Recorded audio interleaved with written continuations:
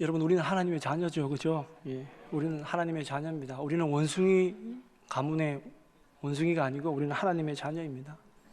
그래서 우리가 여러분 이 땅에서 하나님의 자녀로 산다는 게 얼마나 축복이고 또 얼마나 반갑고, 한 주만에 여러분을 보내지만 맨날 며칠 떨어져 있다가 본 것 같습니다. 여러분 여러분들 반갑기를 바라고, 돌아가실 때도 여러분 좀 그냥 이 상투적으로 하지 마시고 좀 안아줘 주시고, 뽀뽀는 안 하시더라도 이렇게 좀 진하게 해주시면 되겠어요. 교회가 뭐 사랑이 없다 그러는데 내가 하는 행동이 사랑이 없게 보여요, 그냥. 그죠? 하나님 보시기에도 그렇지만 남들에게 먼저 받을 생각하지 마시고 내가 먼저 하면, 여러분 우리나라 사람들은 정이 많기 때문에 누가 한 명 딱 터주면 그냥 확 이렇게 풀리더라고요, 그죠? 우리 한빛교회가 여러분의 신앙이 좀 그랬으면 좋겠습니다. 우리는 하나님의 자녀입니다. 하나님의 자녀임을 성경은 여러 군데서 우리에게 말씀을 해주고 계신데, 하나님은 그 아들 독생자 예수를 이 땅에 보내시면서도 사랑하는 내 딸아, 내 아들아 이러시면서 우리를 또 형제같이 친구같이 이렇게 우리를 사랑으로 언제나 품어주십니다. 만약 하나님이 우리를 하나님의 자녀로 여기지 않으신다면 우리를 그렇게까지 사랑하실 수는 없죠. 그렇게까지 십자가에 달려 돌아가실 일도 아니시고, 사실은 그냥 대통령이 사면장 하나 주듯이 주면 끝나는데, 내 모든 자녀들의 죄를 내가 안고 가겠다라는 부모의 심정으로 하나님이 우리의 죄를 짊어지신 것입니다. 그건 날마다 감격스러운 거죠. 은혜입니다, 사실은. 하나님은 이 땅 가운데 수많은 사람들을 지어 놓으시고 때로는 후회도 하시고 하나님은 한탄도 하셨습니다. 이 시대를 바라봐도 한탄할 만한 사람들이 있는 반면에 또 하나님이 기뻐하는 가정들도 있습니다. 집사님의 가정을 우리 간증을 통해서 봤지만 올 때마다 한빛교회 오는 것이 얼마나 기쁘고 얼마나 즐겁고, 또 목장들 만나고 사람들 만날 때마다 그 받았던 은혜들을 나누는 걸 바라보면서, 이게 보통 그냥 한 번 주일 와서 드리는 신앙이 아니고 날마다 주님을 생각하고 주님이 행복하게 해주긴다는 믿음이 있기 때문에 이게 가능하지 않겠나라는 생각이 듭니다. 우리 마음 가운데도 그런 마음이 여러분 넘치시길 바랍니다. 성경의 족보를 쭉 연구를 하다 보니까요, 그 놀라운 거는 우리 대전에 뿌리공원이라는 데가 있는데 그게 족보 박물관이라는 게 있더라고요. 가보셨나요 혹시? 예, 족보 박물관이 있습니다. 2015년도 기준으로 그게 족보 박물관에 기록되어 있기를 우리나라 인구조사를 해봤더니만 5,582성 파가 있더라고요. 어마어마하게 많죠. 우리나라는 왜 이렇게 파가 많은지 몰라. 하여튼 무슨 파, 양파, 대파까지 다 하면 뭐 파가 넘쳐납니다, 여러분. 쪽파도 있지 뭐. 그러니까 뭐 싸움도 많아요, 뭐. 근데 거기에 그 족보를 만든 이유가, 왜 족보를 중요하게 이해해야 되는가, 그게 이렇게 문구가 나와 있더라고요. 조상을 숭배하고 좋은 가풍을 계승하여, 이렇게 되어 있습니다. 이게 일반적인 족보의 뭐 일종의 가치겠죠. 가치일 겁니다. 누구나 다 동서고금을 막론하고 이거는 다 어느 나라나 마찬가지일 겁니다. 나는 누구의 혈통이다, 누구의 자손이다, 이런 것이고, 영국과 프랑스도 아주 그 혈통 관계가 복잡합니다. 복잡하고 뭐 왕가에 서로 뭐 정략적으로 결혼했다가 말았다가 뭐 이런 얘기들 많죠. 근데 성경에 나와 있는 족보는 일반 족보와 전혀 성격이 다릅니다. 성경은 우리가 후손들에게 무슨 감동을 준다든지, 때로는 우리 조상들이 이렇게 잘 살았다든지 이런 걸 얘기하는 게 아니에요. 여러분 분명히 아셔야 됩니다. 성경은 목적은 하나예요. 성경의 목표는 하나입니다. 족보의 목적은 뭐냐? 바로 예수 그리스도를 나타내는 겁니다. 인간이 아담과 하와가 죄를 짓고 나서 하나님이 성경 말씀에 그렇게 되죠. 너희 여자의 후손이 너희들을 구원할 것이다. 그 여자의 후손, 그 대대로 내려오는 그 여자의 후손, 예수, 메시아 그리스도인 예수께서 태어나시는 것으로 해서 그 정점으로 족보가 끝납니다. 그래서 그 구속사적인, 구원사적인 족보가 창세기에만 10개가 나와요. 우리가 알다시피 아브라함 족보, 노아 족보, 셈 족보, 뭐 이스마엘 족보, 이삭 족보부터 쭉 나오고, 또 그 다음에 우리가 잘 아는 룻기에도 나오고, 또 에스라, 느헤미야에도 족보가 나옵니다. 에스라, 느헤미야 족보는 조금 성격이 조금 달라요. 왜 다르냐? 누가 태어났다 이걸 알려주는 것이 아니라 죄로 말미암아 바벨론 포로로 끌려가고 나서 그들이 하나님의 약속하셨잖아요. 너희들이 70년 동안 그 죄값을 갚고 나면 돌아올 것이다 라고 하나님이 선포하셨죠, 예언자들을 통해서. 그런데 실제로 예언자들이, 선지자들이, 에스라나 느헤미야나 스룹바벨이 하나님의 말씀이 이루어졌다, 이제는 돌아가자라고 했었을 때 사람들이 안 돌아옵니다. 왜? 이제 살만하거든. 바벨론 땅이 제국의 수도잖아요. 그건 풍족하거든요. 메소포타미아 그게 근방이 얼마나 농작물도 많이 나고 좋습니까? 그런데 왜 내가 예루살렘 그 척박한 땅 가야 돼? 안 돌아옵니다. 그런데 에스라와 느헤미야는 성전을 재건하고 성전을 지으면서 율법을 가르치면서 밤마다 족보로에 이름을 적습니다. 누가 돌아왔구나, 누가 돌아왔구나. 감격적으로 적습니다. 네가 하나님 말씀을 지키면서 이제 돌아왔구나, 하나님의 언약을 믿고 돌아왔구나. 그것이 에스라 느헤미야의 족보역입니다. 그런데 오늘 나오는 역대기에 있는 이 족보는 1장부터 9장까지 나옵니다. 예수님의 족보 마태복음에 보면 아브라함 때부터 예수님 때까지 몇 명이 나오나요? 혹시 아시나요? 예, 42명이 나옵니다. 누가 낳고, 아브라함이 누구 낳고 해서. 그런데 자그마치 역대기에는 500명이 나옵니다. 통독할 때 제일 힘든 때입니다. 낳고 읽고 다 읽었는데 하루 자고 나서 그 다음날 오늘 3장 읽었다 그 다음날 어깨 하고 보면 또 낳고 이러나. 근데 여기서 낳고는 주로 역대기가 어떤 책이냐면 바벨론에 이제 돌아와서 이제 절망이에요. 이제는 일어날 수 없다라고 하는 본인들 스스로 자괴감이 빠져 있는 거예요. 그런데 하나님의 약속은 그게 아니거든요. 너희들을 내가 다시 세우겠다는 거예요. 내가 너희를 다시 일으켜 주겠다는 거예요. 그것을 족보를 통해서 알려줍니다. 왜? 내가 너희들을 이렇게 족보에 끊이지 않도록 해준 것은 내가 너희에 대한 연약과 사랑이 결코 멈추지 않을 것이다 라고 하는 하나님의 언약이라는 거죠. 그래서 다윗 혈통이 쫙 적혀져 있어요. 아, 우리 다윗 시대 때 이후로부터 이렇게 되어 있구나. 그리고 예수님, 제가 말씀드렸죠, 족보의 마지막 최종 결론은 예수님이라고. 그 예수님을 낳는 이제 지파가 유다 지파잖아요. 그 유다 지파의 왕가 지파도 있지만 오늘 읽은 역대기 4장에 나오는 것은 왕가는 아니지만 하나님이 유다 지파 내에 어느 사람들을 쭉 열거하다가 9절과 10절에 야베스라는 사람에 대한 이름을 알려주고 있습니다. 야베스라는 사람은 오늘 9절 말씀을 다시 한번 여러분 읽어보도록 하겠습니다. 9절 말씀을 같이 봉독해 보도록 하겠습니다. 시작. 야베스는 그의 형제보다 귀중한 자라. 그의 어머니가 이름하여 이르되 야베스라 하였으니 이는 내가 수고로이 낳았다 함이었더라. 아멘. 예, 표준 세번역으로 다시 한번 읽어보도록 하겠습니다. 시작. 야베스는 그의 형제들보다 존경을 받았는데 그의 어머니는 고통을 겪으면서 낳은 아들이라고 하여 그의 이름을 야베스라고 불렀다. 아멘. 아멘.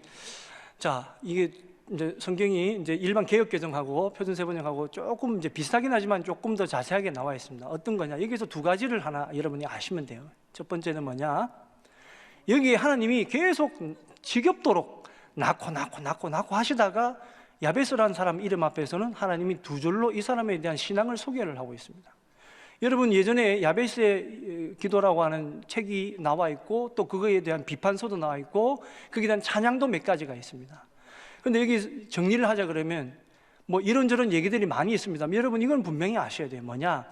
하나님은 야베스의 기도를 해석하는 사람들이 문제지, 야베스의 기도를 하나님이 야베스라는 사람을 성경 기록한 하나님의 뜻은 뭐냐? 9절에 있습니다. 야베스는 형제들 가운데 존귀함을 받은 사람이다, 존경받는 사람이었다라는 겁니다.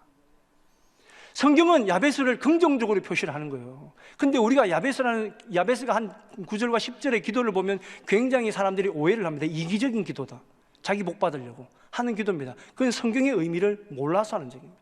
여러분 따라해 보겠습니다. 하나님이 그렇다면 그런 거다. 말씀이 그렇다 그러면 그런 거다.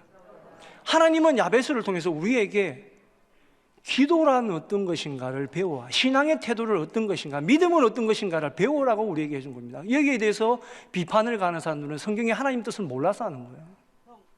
하나님은 야베스를 긍정적으로 보십니다. 왜 그러냐? 자, 첫 번째, 우선에 야베스는 그 어머니가 고통을 겪으면서 낳은 아들이라 그렇게 얘기를 합니다. 고통을 겪으면서 낳은 아들. 애 놓을 때 고통을 겪었다가 아니고 고통을 겪으면서 낳은. 우리가 흔히 이걸 뭐라 그럽니까? 난산했다 그럽니다. 여기 여자분들 계시지만 아이들 낳을 때 얼마나 힘듭니까? 근데 얼마나 더 힘들었으면 어머니가 야, 나 너 놓을 때 죽을 뻔했다. 쉽게 말하면 이 소리인 거예요. 탈무드에는 이걸 어떻게 해석하냐면 이렇게 얘기를 합니다. 어떤 부부가 결혼해가지고 애를 낳는데 뱃속에 있는 애가 이제 나오려고 하는데 위험한 상황이에요. 그래서 의사가 물어봅니다. 남편을 불러서 어이 아저씨, 지금 이 어머니가 죽든지 애가 죽든지 둘 중에 하나다. 누굴 살려야 된다. 어떻게 할 거냐? 이렇게 질문을 하는 거예요. 여러분은 어떻게 하시겠습니까? 둘 중에 하나를 포기하라 그러면 대답하지 마십시오. 대답해도 시험이고 이쪽 편 들으면 이쪽 편 시험, 반대편 시험, 저쪽 편 들으면 저쪽 편이 시험 드니까 가만히 그냥 주여 이렇게 두 뜻대로 하시옵소서 그러고 계십시오. 그만큼 난산이라고 하는 건 힘들기도 하고 아주 복잡하기도 하고 이거 태어나도 문제다라고 하는 게 난산인 거예요. 어머니가 이 아이가 얼마나 태어나는 게 힘들었으면 이렇게 얘기했냐. 또 하나, 아빠 이랬죠. 형제들 중에 존귀한 자라 그랬죠. 그럼 형제가 있다는 소리죠, 그죠? 형제가 있다는 소리예요. 그런데 어머니가 아이의 이름을 지어줬다는 얘기예요. 보통은 이름은 성경은 다 아버지가 짓습니다. 그러니까 어머니가 이름을 지었다는 얘기는 아버지가 안 계시다는 얘기예요. 보통 이렇게 태어나면 아이들이 부모들한테 엄청 구박당합니다. 그죠? 정확한 사정은 모르겠는데 지질이 복도 없는 놈, 애비도 없이 태어나서부터 해가지고 이제 온갖 소리 다 듣겠죠. 그러니까 기본적으로 야베스라는 이름 자체도 그래요. 고난 중에, 고통 중에 이런 뜻이에요. 어머니가 얼마나 이 아이의 인생이나 고통을 당했으면 이름을 그렇게 짓겠냐는 거죠. 보통은 이름이 이름대로 갑니다, 그죠? 보통 우리가 이제 룻기에 보면 그 나오미가 두 아들이 있어요. 아들 이름이 말론과 기련인데 말론은 병약한, 기련은 수척한 이런 뜻이에요. 그래서 애들이 다 결혼하자마자 다 죽어버려요. 그죠? 솔로몬이라는 이름은 평화란 뜻이죠. 솔로몬은 유일하게 한 번도 전쟁에 나가서 전쟁을 해본 경험이 없는 평화의 왕이 솔로몬이 됐습니다. 그 이름대로 됐죠. 그런데 야베스는 태어날 때 이름이 야베스라고 하는 아주 저주받을 이름으로 태어납니다. 그런데 이의 운명이 저주받을 운명으로 태어났는데 하나님이 복된 운명으로 바꿔주시는 거예요. 그럼 왜 바꾸느냐? 야베스가 뭔가 특별해서 그의 기도의 내용이 특별하기 때문에 그렇습니다. 10절을 잘 보셔야 되는데 10절 같이 한번 봉독해 보도록 하겠습니다. 10절 다시 한번 봉독하겠습니다. 시작. 야베스가 이스라엘 하나님께 아뢰어 이르되 주께서 내게 복을 주시려거든 나의 지역을 넓히시고 주의 손으로 나를 도우사 나로 환난을 벗어나 내게 근심이 없게 하옵소서 하였더니 하나님이 그가 구하는 것을 허락하셨더라. 아멘. 자, 우선 성경에 보면 10절에 보면 이스라엘의 하나님이라고 그렇게 기도를 해요. 이스라엘의 하나님. 이 문구는 어떤 특징이냐면 성경에 보면 보통 뭐 야훼시여, 뭐 여호와시여, 뭐 주님 이렇게 얘기하거든요. 기도할 때. 근데 내가 우리 하나님은 언약의 하나님이다, 약속을 지키시는 하나님이다 라고 할 때는 아브라함과 이삭과 야곱의 하나님 이렇게 얘기를 합니다.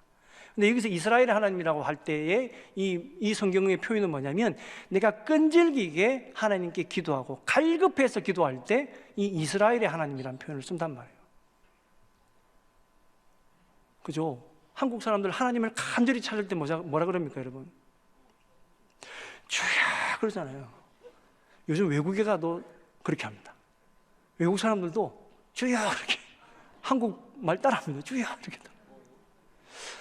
그러니까 야훼스는 하나님께 기도드릴 때 아주 이 기도의 줄을 꽉 잡으려고 기도하는 거예요. 아주 간절함으로 기도합니다. 내 운명이 이런데 여러분 하나님 잡아야지. 그죠? 그렇지 않습니까? 소위 말해서 일반 세상 사람들이 얘기할 때는 아유 재수없는 놈, 엄마가 봐도 넌 앞으로 고생길 훤하다라고 하는 운명으로 태어났는데 하나님을 붙잡아야지. 주시면 주고 말란 말고. 그렇게 하나님께 어떻게 복을 받으려고? 꽉 잡으셔야지. 주님을 손 내밀고 계실 때 꽉 잡아야 되는데. 야베스의 기도는 그래서 특징이 있어요. 첫 번째, 그는 하나님이 채워주시는 복을 구했다라는 겁니다.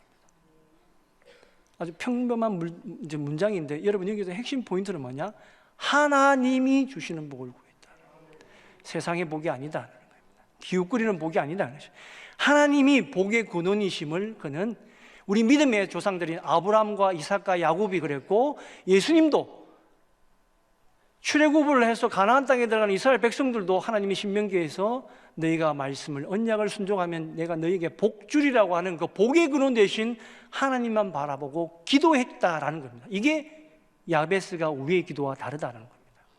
우리는 기도하면서 때로는 남들 생각합니다. 저 사람이 도와줘야 되는데. 하나님은 이거는 못하실 거야. 생각지도 못하는. 그러나 여러분, 우리의 기도 응답은 분명 하나님께서 주신다라는 겁니다. 축복의 키는 하나님이 우리에게 주신다. 우리의 운명의 키는 하나님이 우리에게 주셨다라는 것입니다. 그런데 우리가 이걸 알아야 됩니다. 여기까지 얘기하면 약간 이제 이기적인 기도예요. 약간 이기적인 기도. 뭐 하나님께 복 받는 게 뭔 이기적이냐? 예, 그런데 볼 수도 있지만 세상 사람이 볼 때도 이기적일 수도 있어요. 그러나 우리가 항상 이 야베스 기도를 해석할 때는 앞에 뭐를 봐야 되느냐? 형제의 기도 존귀함을 받았다라는 겁니다. 하나님께 복을 받았는데 그는 자기 이득만 취하는 축복만 받은 것이 아니라 형제에게도 복을 나눠줄 만큼 풍성한 축복을 받았다는 거죠. 복 받고 입 싹 닦는 사람들이 얼마나 많습니까? 사촌이 땅을 사면 배가 아프고, 부인이 잘 돼도 남편이 배가 아프고, 남편이 잘 되면 부인이 배가 아프고, 그죠?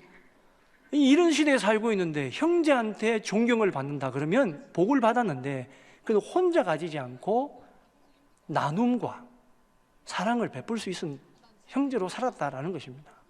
여러분, 보통 우리가 그렇습니다. 하나님 앞에 진짜 간절히 축복을 구하는 사람들은요, 대부분 다 이기적이지 않아요.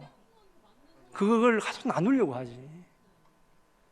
그래서 복 구하는 사람이 이기적일 수가 없어요. 하나님께 축복받는 사람은, 하나님께 축복을 빚는 사람은 그래서 이기적일 수가 없어요. 그건 세상 사람들이 몰라서 하는 소리예요. 교회도 마찬가지지 않습니까? 복 많이 받은 사람들이 선교도 많이 하고 뭐 그러지 않습니까? 세상에 혼자 노력해서 축복받은 사람은, 복 받은 사람은 혼자서 먹고 살고 이렇게 하지만, 그러나 하나님께로부터 축복을 받은 사람은 혼자만 하지 않습니다. 그게 하나님께 복 받은 사람과 세상에서 내가 노력해서 받은 복의 차이다. 더군다나 야베스는 이렇게 기도합니다. 두 번째, 하나님의 일을 위한 큰 비전을 구하는 기도를 합니다. 자, 성경 말씀 스가랴 4장 6절 말씀 시작. 그가 내게 대답하여 이르되 여호와께서 수르바벨에게 하신 말씀이 이러하니라. 만군의 여호와께서 말씀하시되 이는 힘으로 되지 아니하며 능력으로 되지 아니하고 오직 나의 영으로 되느니라. 아멘. 야베스가 똑같이 어떻게 기도를 하냐면요, 10절에 주께서 내게 복을 주시려거든 나의 지경을 넓히시고 합니다. 이 야베스는 알아요. 오직 내가 앞으로 갈 일은 누가 나의 주인이 되셔서 할 줄 압니다. 그러나 여러분, 우리가 이걸 사람들이 해석을 이상하게 하는데, 주께서 내게 복을 주시려거든, 이거를 해석을 이렇게 해요. 줄라면 주고 말라 마십시오 하나님. 그게 아니에요, 여러분. 그게 아니고, 하나님, 내가 나의 지역을 넓히시기 저는 원합니다. 그렇기 때문에 하나님, 이왕 복을 주시려면 내가 주님의 일을 더 많이 할 수 있는 지경으로 축복을 누릴 수 있도록 해 주시옵소서라는 거예요. 이게 좋은 기도입니다, 여러분. 나 혼자 먹고 잘 사는 게 아니라 하나님의 일을 더 잘하기 위해서 하나님 더 많은 은혜를 내려주시옵소서. 이러면 하나님이 그 입을 열 때 더 크게 넣으실 수 있는 거예요. 손은 부지런하지 않은데 입만 크게 벌려서는 안 된다는 거예요. 야베스는 더 큰 일을 많이 감당합니다. 그렇기 때문에 형제들이 존경한다. 사랑한다가 아니에요. 아예 존경한다. 형제간끼리. 세 번째는 문제를 극복할 은혜를 간구하면서 기도했다라는 겁니다. 자, 이사야서 59장 1절 말씀 읽겠습니다. 시작. 여호와의 손이 짧아 구원하지 못하심도 아니요 귀가 둔하여 듣지 못하심도 아니라. 아멘. 아멘. 자, 우리가 여기에서 우리가 좋아하는 표현이죠. 여호와의 손. 구약 시대 때 하나님의 손은 하나님께서 뽑아 세우신 하나님 백성들 사이에서 하나님이 직접 임하는 능력을 상징할 때 하나님의 손이라 그렇게 얘기를 합니다. 그리고 똑같이 사도행전에도 보면 11장에 보면 거기도 성령이 임한 다음에 주님의 그 성령의 임재함을 어떤 표현으로 하냐면 주의 손이 임하여 이렇게 표현해요. 그래서 많은 복음이 전도가 됩니다. 우리가 하나님의 은혜를 구할 때 하나님의 손이 도움을 줍니다. 야베스는 하나님의 손을 붙잡은 사람이에요. 세상의 동아줄을 잡은 것이 아니라 하나님의 손을 붙드는 사람입니다. 그러니까 그의 운명이 바뀐 겁니다. 불가능해 보이는 일을 하나님의 손을 잡을 때, 하나님이 그 손을 붙들 때 했는데 그 은혜를 갈구하고 있어야 된다. 은혜를 갈구했는다. 자, 네 번째, 환난을 극복할 믿음을 강구하였습니다. 환난을 극복할 믿음을 강구하였습니다. 요한복음 14장 1절 말씀 같이 읽습니다. 시작. 너희는 마음에 근심하지 말라. 하나님을 믿으니 또 나를 믿으라. 아멘. 자, 마음에 근심하지 말라. 이게 주님의 말씀이거든요. 그런데 우리는 언제나 근심 걱정해요. 근데 야베스도 그렇게 기도를 합니다. 하나님, 나로 하여금 10절 말씀에 그러죠. 나로 환난을 벗어나 내게 근심이 없게 하소서. 여기서도 해석을 잘못하고 있어요. 환난을 벗어나 환난을 만나지 않게 해주십시오. 이게 의미가 아니에요. 성도들도 누구도 다 환난을 만납니다. 그런데 만나지만 벗어날 수 있도록 해 주시옵소서. 이겨낼 수 있도록 해 주시옵소서라는 겁니다. 그래서 야베스는 그런 축복을 받았습니다. 왜? 예수님 말씀처럼 하나님을 믿으니 근심이 없는 거예요. 근데 하나님이 야베스의 그 기도를 응답해 주시더라라는 겁니다. 우리가 서울에 가면 세종로가 있고, 그죠? 뭐 을지로가 있고, 뭐 있습니다, 그죠? 사람 이름이죠, 다, 그죠? 을지대왕 있고, 세종대왕 이름이 있고, 또 뭐 이스라엘에 가면 이스라엘 처음 도착하면 그 공항 이름이 벤구리온 공항인데 사람 이름을 따서 공항 이름을 지었습니다. 이태리에 가면 레오나르도 다빈치 공항이 있어요. 프랑스 가면 드골 공항이 있습니다. 보통은 다 이름으로 지명이 있답니다. 나중에 야베스도 얼마나 위대한 사람이 되는지 하나님이 인정해 주시냐면 야베스라는 지명이 생깁니다. 그는 아버지도 없이 고통 중에 태어난 운명이었지만 그의 운명은 하나님을 붙들었을 때 그의 운명은 하나님이 사람들에게 이게 기도의 본분이다, 이게 믿음의 본이다라고 세워주시고 지역의 이름까지 붙여주시는 축복을 주셨다라는 겁니다. 여러분, 우리에게도 동일하게 이 족보 얘기를 하면서 하나님이 뭐라고 말씀하시냐면 우리에게도 너희들의 기도가 야베스의 기도가 같으면 너희 운명도 바뀐다. 우리 운명도 바뀝니다. 오늘 절망하는 분 계십니까? 여러분, 오늘 실패했다고, 어제 실패했다고 지금 절망하는 분 계십니까? 운명은 하나님께 있는 겁니다. 유명한 랍비가 있었어요. 19세기에 유명한 랍비가 있었습니다.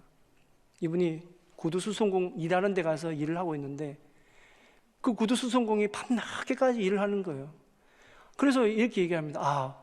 아니 왜 지금까지 일하냐고, 이제 밤 늦었는데 자지, 쉬지 이랬더니만 아니요, 양초가 켜져 있는 동안에는 제가 일을 할 수 있습니다 라고 하는 거예요. 근데 이 사람이 그 한마디에 머리가 팡 치는 듯이 뭔가 왔어요. 뭐가 왔냐? 그래, 내가 늦은 게 아니었구나.